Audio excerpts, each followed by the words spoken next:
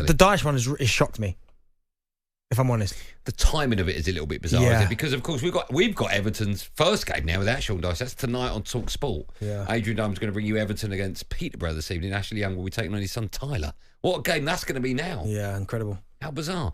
Let's hear more importantly from you, the football fan, 03717223344, because you can react before anyone else, anywhere else on the planet. Steve is an Everton fan. Hello, Steve. Good evening, lads. You're the first Everton fan to react to the news that your manager's been sacked. Initial reaction? I'm shaken.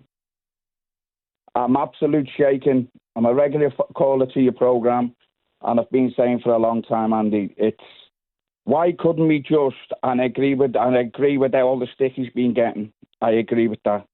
But it's the timing. These freakins, right? We're going in the right direction. The new stadium's round the corner. Dyche came in when we had a sinking ship, and all that man's done is his best. It's not great on the eye, but we knew we had a 3 to 4 year when he came in of how it was going to be. We had to, what with the punch deduction, he's been getting rid of our better players every season. You're the Wolbies, you're the Charlesons. He hasn't been able to sign any decent players. In my view, he's a very, very good manager. These freakins, right? Whoever they've got in mind, there's only one person that's going to... I've had to get my head around this in 5 seconds. I'm shaking, Andy.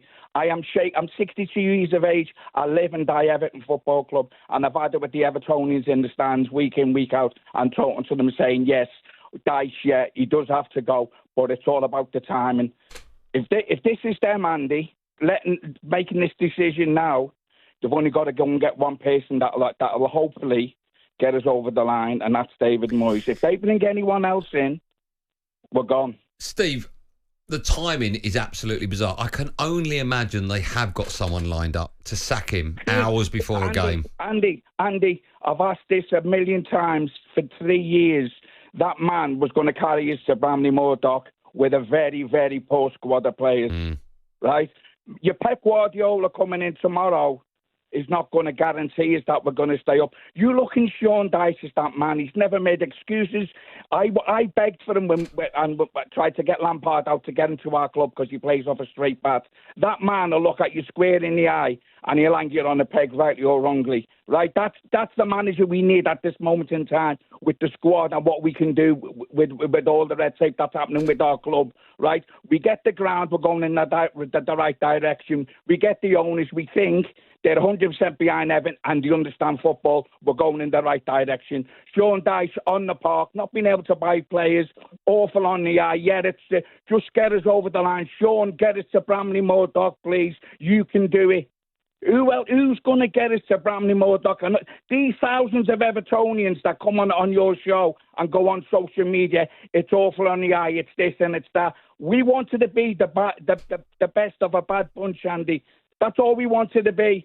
I am shaken and I am sick and I am worried sick that our club now and all these Evertonians and ex-pundits and ex-players of Everton Football Club think what Dyche was done wasn't good enough.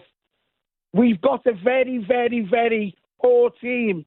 And I tell you what, you've got to be careful what you wish for. You be careful what you wish for, because if there is a man out there better than Sean Dyche, I want to see him, Andy. I want to see him that carry us to Bramley Moordock and see what you like when we're in the Championship. All you Dyche haters, you see what we're like. That man knew our club. He knew every nut and cranny. He knew what he was up against day in, day out. He knew them players. He knew what they were doing day in, day out. What's the next manager going? How long's it going to take him to get him where we're going to be at, Andy? It's a worry. It's the biggest decision made in the history of Everton Football Club. What them freakins have done, and I hope they're right. And I'll tell you now, I'll stick my neck out. I think they've got it wrong, Andy. I think our club's bang in big trouble now.